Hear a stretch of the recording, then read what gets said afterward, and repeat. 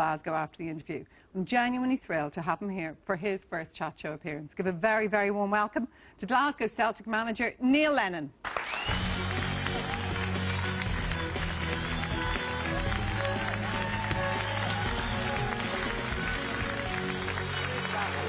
for coming. First of all, the Dublin Super Cup. You're going to bring the first Celtic team, aren't you, in about 2 weeks to Dublin. Tell me about this. Well, it's something that we're very excited about. I mean, the club is steeped in Irish roots, and it's been lost a little bit over the last few years, so it's great to bring the team back there. And obviously, with my Irish connections myself, I'm really looking forward to it. So we're playing at a great stadium at the Aviva, and we're playing a great team in Inter Milan. And we're playing a team from the pick of the Irish League as well. So it should be a great tournament, and one that everyone's looking forward to.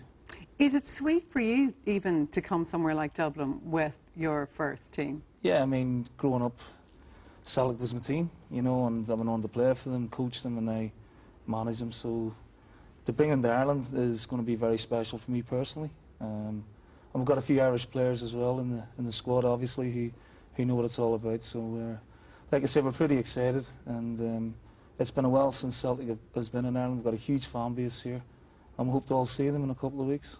Because the interesting thing about you, actually, I was talking to some of our guys from the GAA coverage who were covering the Kildare-Meath match tonight, and they said, Miriam, remember, he was a great minor player. You played for Armagh, didn't you, with Kieran McGeeney? I did, yeah. I mean, going back a few years now, obviously. Still. But he was a sensational player. You could tell he was going to be a great player, and he went on to captain Armagh in All-Ireland final.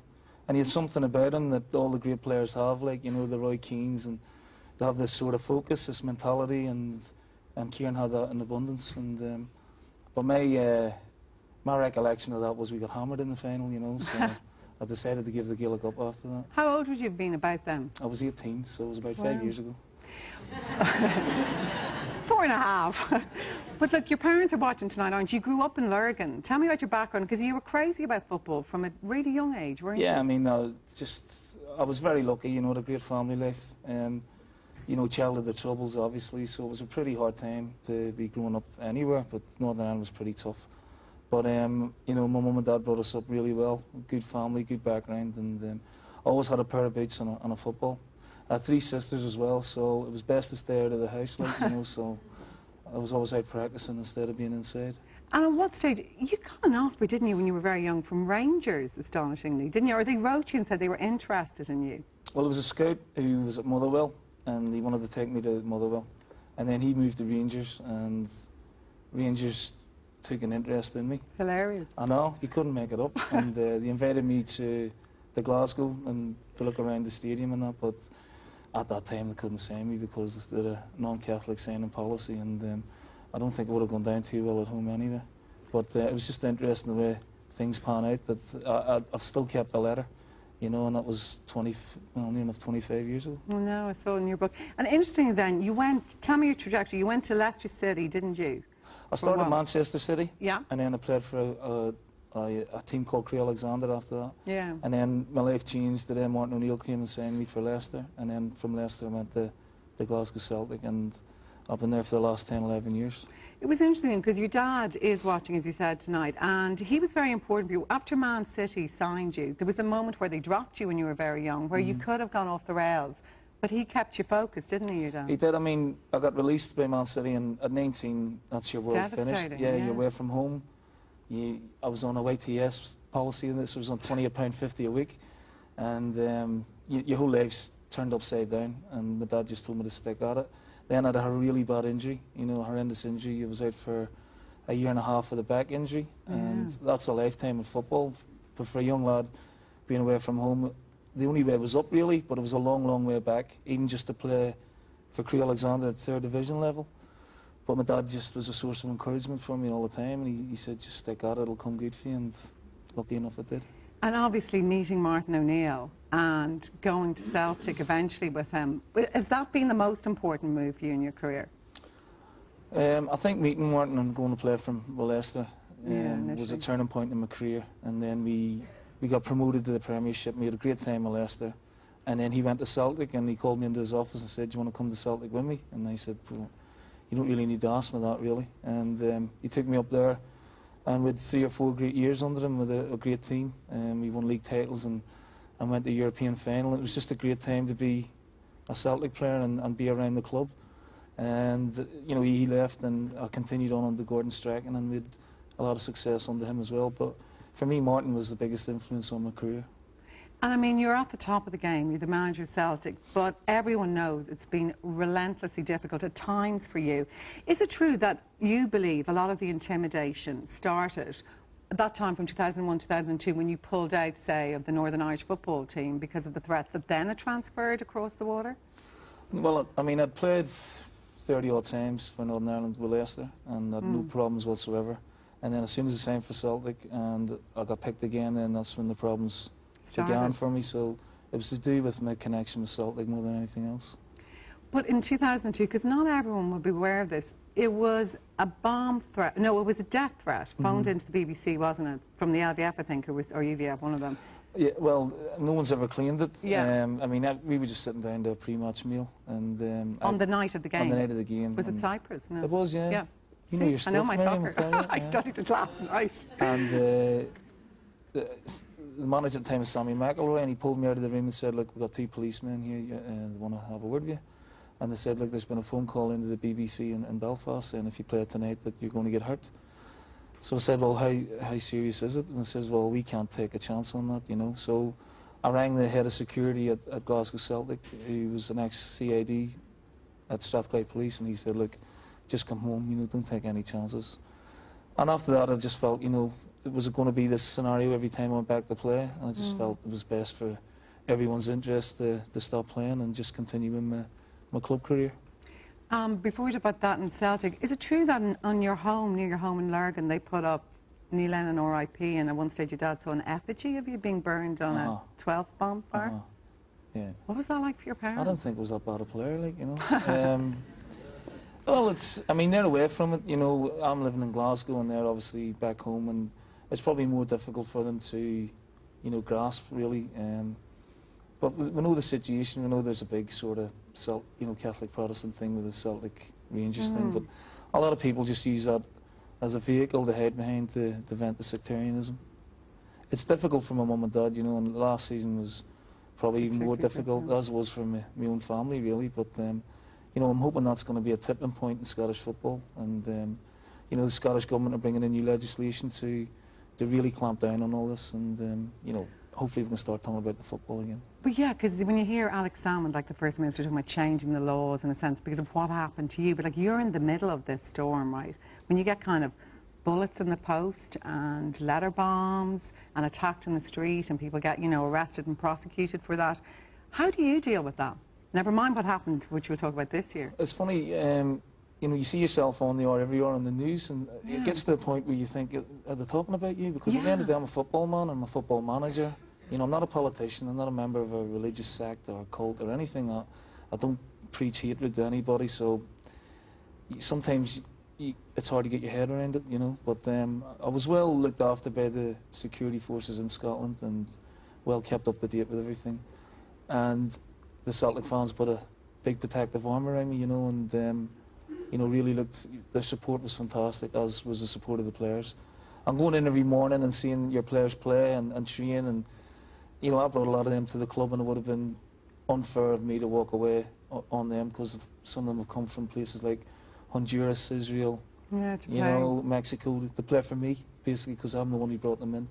So I didn't want to leave them in the lurch that way, and you know, I'm seeing this young team develop, and that's where I get my kicks from.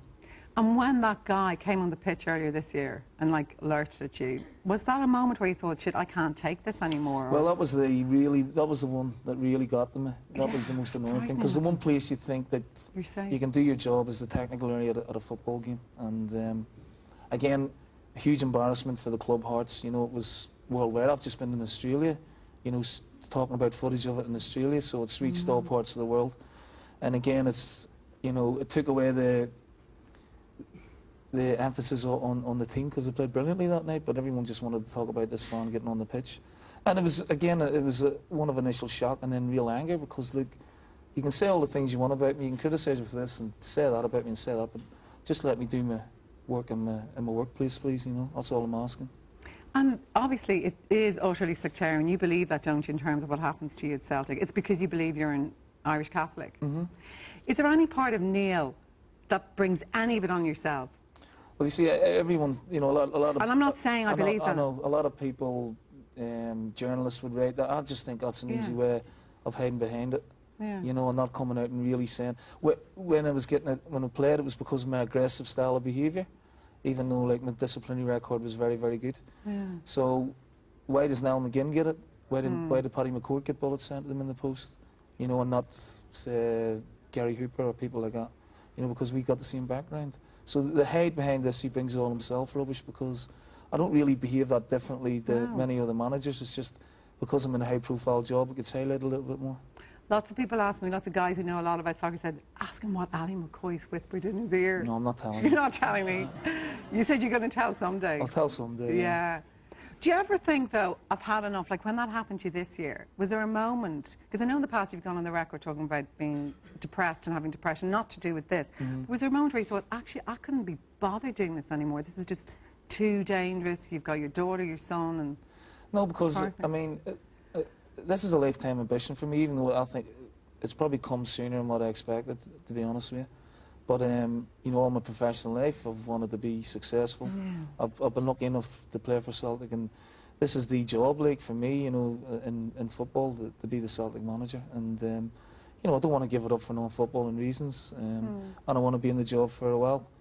It's a huge challenge, you know, there's so many areas where the club needs improving, and no more so than on the pitch, and that's a huge challenge for me, and it gets me up every morning and highly motivated. Would you manage our team?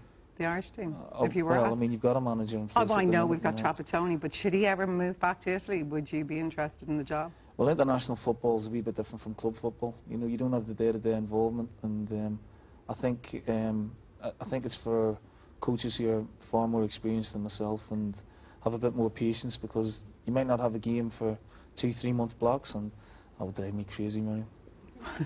I mean, when you bring them here, you're Celtic first, right, in 2 weeks' time. What are your ambitions for the club, first of all? I mean, you have big ambitions, don't you, for Celtic? Well, we do, yeah. I mean, it's a huge club. And under Martin and Gordon, we had great success in Europe. And, you know, I'd like to bring those days back. It's going to take a bit of time, a bit of building. But the one thing you don't have in Glasgow is time. So I need to really win the championship this year. That's a priority. We came very close last year.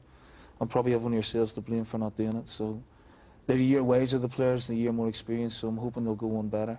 And I'd like to take us into Europe and play at least there till December, because it's important for my development as a coach and for the players' development, and it'll be important for the supporters as well. Do you still go back up north at all, to where your parents are? Do you go back to the north? Yeah, I do, whenever I can, really, but, you know... Do you think it's changed much, or...? I think it's great, yeah, I mean... Yeah, it has changed. I did my coaching badges in Belfast, and... I mean, it was a great city, and it was great to go out, and I was always a wee bit worried about going back after, you know, playing and with the stuff in Northern Ireland, and, you know, I got treated really well and had a great time up there, and looks a great city now. Do you still love the game as much as you loved it when you were a little boy? Because the thing is, you said, is you wrecked your back because you loved playing so much. I mean, you loved it. It's difficult. You see it, you know, through your kids' age, you just love the game, like, you know, there's just everything's good about the game, and you have your heroes and your superstars, and you just aspire to be those people. And the shoes on the other foot now, and you know, you see kids coming up to you and looking at you the way I used to look at other people. It's a great feeling, and that feeling never leaves you. I love the game, and the reason we become managers is we all think we can make a difference, and that's what's in front of me. I want to make a difference. And when the Dublin Super Cup happens in 2 weeks, it's nice because they can bring all the kids, can't they? It's like a family affair, and it's not too expensive, which is relevant these days in Ireland. Yeah, I mean, I know there's tough times, you know, and listen, we have a huge fan base in Ireland, and we understand the sacrifices that the fans make. You know, they're up at 3 or 4 in the morning, they're travelling across, get the ferry, it's 2 hours to Glasgow, it's a whole day, and it costs money.